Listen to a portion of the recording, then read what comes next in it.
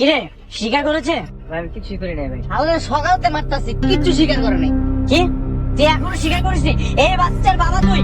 এই ওকে মার।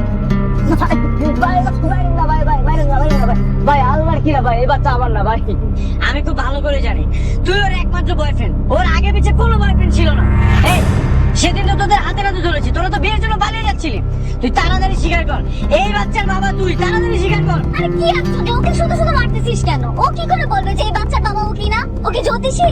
ভাই আর কতবার বলবো, আমি কিছুই করি না ভাই। তোর মারতে মারতে যদি মরে যাস, লাস্টে এমন ভাবে গুম করবো তোর বাপ মা খুঁজে যাবো না। ভাই ভাই আল্লাহর কসম, এই মাটির কসম, আমার মারা দেওয়া বাপের কসম ভাই, দ্বিতীয় সাথে আমার ওই সব সম্পর্ক নাই।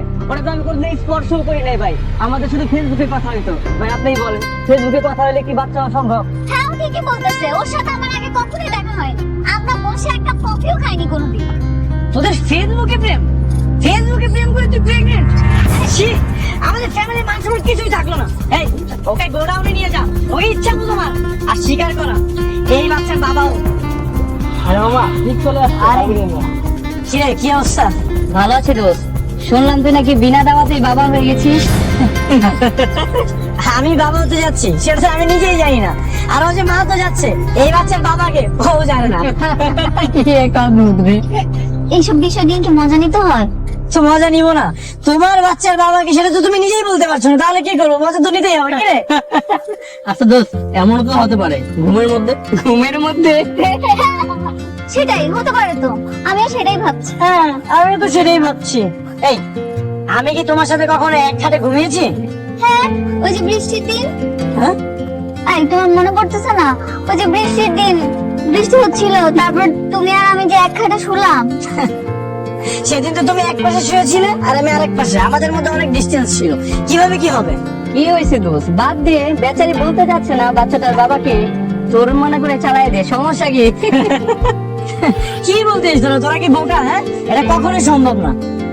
এমনিতেই তো ওকে এখন আমি ওয়াইফের মর্যাদাই দেইনি, আর ওর বাচ্চার পিতৃ পরিচয় আমি দিব, এটা তো কখনোই সম্ভব না। অসহ্য, তোমার সাথে বের হওয়াটা আমার ভুল হয়েছে। মা নির্জনা কিচ্ছু রাখলা না, অপমান করো তো করো, এখন ফ্রেন্ডদের সামনে বললা।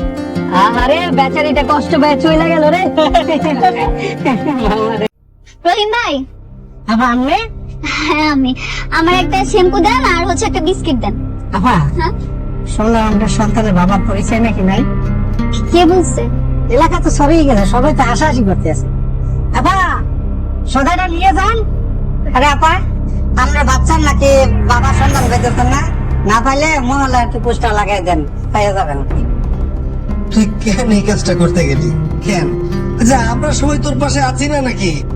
মা, আমরা কি কখনো তোকে ভুল বুঝেছি মা? তুই কি মানুষের কথা নিজের জীবনকে নিয়ে নিতে চাস? মানুষের কথা না মা, আমি যার সাথে সারাটা জীবন কাটাবো সেই তো আমাকে বিশ্বাস করে না।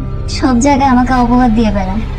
তুমি বলো মা, এমন অবস্থায় আমি কিভাবে তার সাথে সারাটা জীবন কাটাই?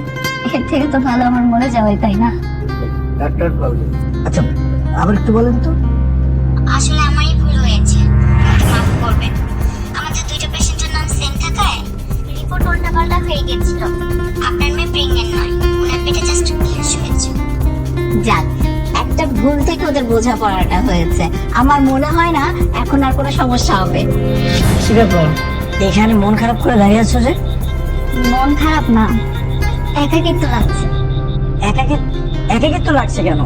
প্রবলেম তো সব সলভ হয়ে গেছে। প্রতিটা মেয়ের কাছে মা হওয়ার অনুভূতিটা যে কতটা স্মৃতিমধুর, এই কটা দিনে না আমি খুব ভালোভাবে টের পেয়েছি। ধুর পাগলি, সেটার জন্য তোমার মন খারাপ? ঠিক আছে চল, আগামীকাল আমরা ঘুরতে যাবো। হ্যাপি? চলো।